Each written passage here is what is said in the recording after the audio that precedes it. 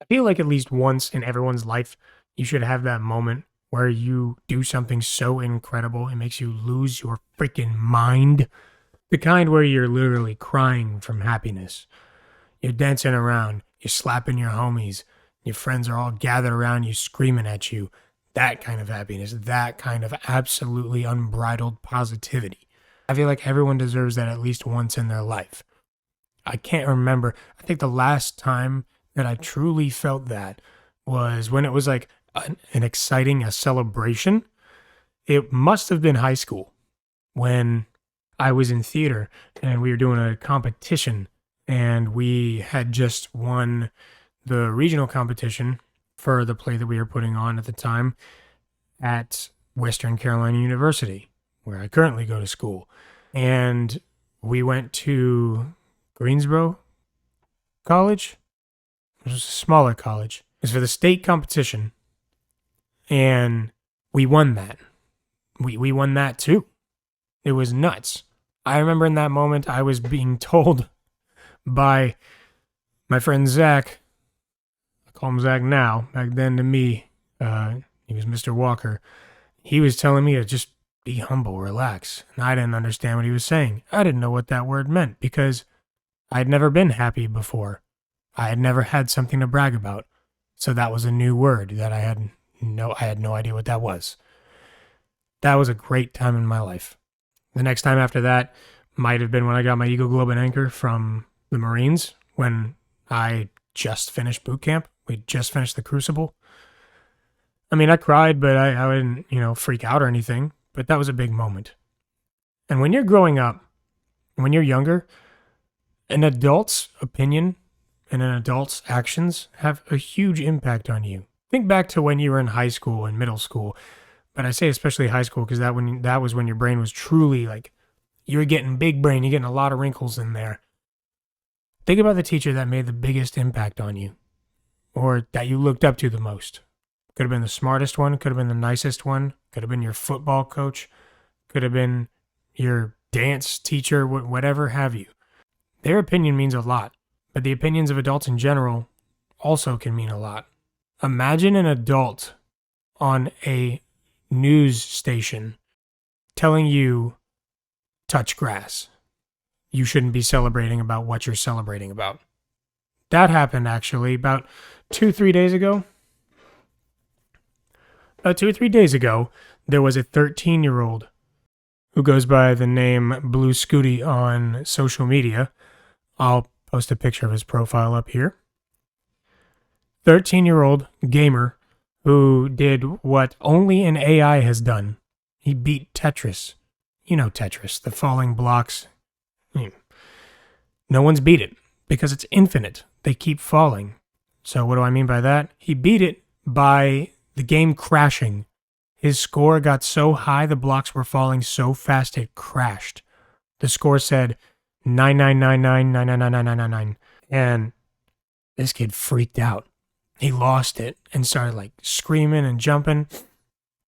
A quote from him is, "I can't feel my hands." He said, "I can't feel my hands. My hands feel tingly. I can't feel my hands." And he's jumping up and down and shouting this. 13-year-old boy. And then we have this absolute worthless human being, this lady on Sky News, who I'm not going to reveal her name or anything. Also not telling anyone to attack her or attack Sky News. Just as an adult, you should not be shutting down dreams.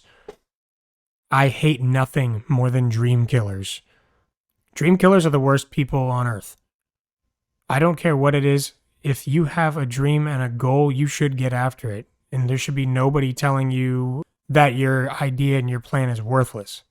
Nowadays, if you tell me something like that, I'm going to just work harder and I'm going to achieve my goal. But if you told me that at 13, the impact of that on my mind, that has not even come close to fully developing yet, that would be detrimental. So I found this on Twitter.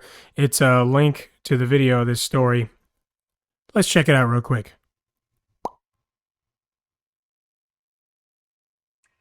Now, Tetris has long been touted as a video game that just can't be beaten because it just goes on and on.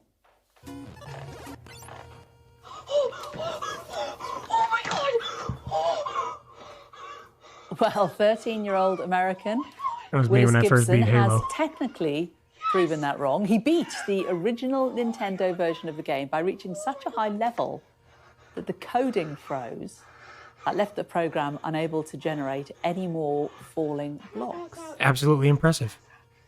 As a mother, I would just say step away from the screen, go outside, get some fresh air. Beating Tetris is not a life goal. Speaking of...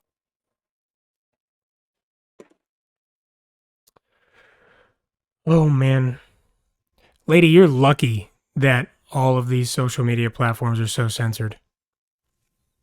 I can't imagine an adult doing that to a child. What kind of worthless human being do you have to be to not only shut down someone's dream, like you're doing it to a kid? If you want to go talk trash about another news anchor's organization, like this is your Will Ferrell and this is Anchorman or something like that, sure. You can gloat and brag all day long if you are incredible at what you do and you do what you do best and you know that, or at least you feel that in your heart, truly.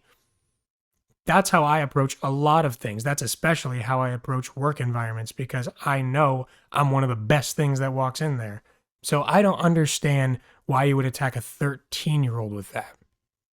This lady is just Ebenezer Scrooge. For the last few videos, I've been talking about relationship stuff and honesty and all this. But what I really want to gear this more towards, this whole entire channel, the whole shtick of this, my whole process, is so that way I can get you people to actually feel some love in the friggin' air. There's way too much hate. Way too much. If I could at least inspire one or two people to just have a little more heart to them, that's the goal of this whole thing. That's why I want to talk about stuff like this. This pisses me off to no end. The only thing I think bugs me more than something like that is someone who is new to the gym, and I myself have been working out in a gym for 15 years as of this year, when someone else shuts them down and makes them feel bad. Like, yes, there are in-shape people in the gym, there are dudes on steroids, there are chicks on steroids too, there are skinny people, there are humongously obese people, there are people who know exactly what they're doing, and there are people who have no idea. If you're a veteran of the gym, you should be helping. You should be helping push people to be better, correct their form, give them inspiration, be the reason that they stay in there and they stay consistent and they stay hungry for the gym. Don't be the reason that they want to quit. You hate fat people or something, you hate skinny people, you hate lazy people, you hate greasy people, then why would you cause them to want to stop and remain that way if that's really what you're after, if that's really what you hate? Wouldn't you want to help somebody out, hold someone's hand, correct their squat form, give them a spot, give them a kiss on the forehead? I don't know. But wouldn't you want to help somebody out? We can do better. We as a people, we the people, Pete the Weeble, we can do better. We can actually be so much better people. Stop the negativity. Do not target kids.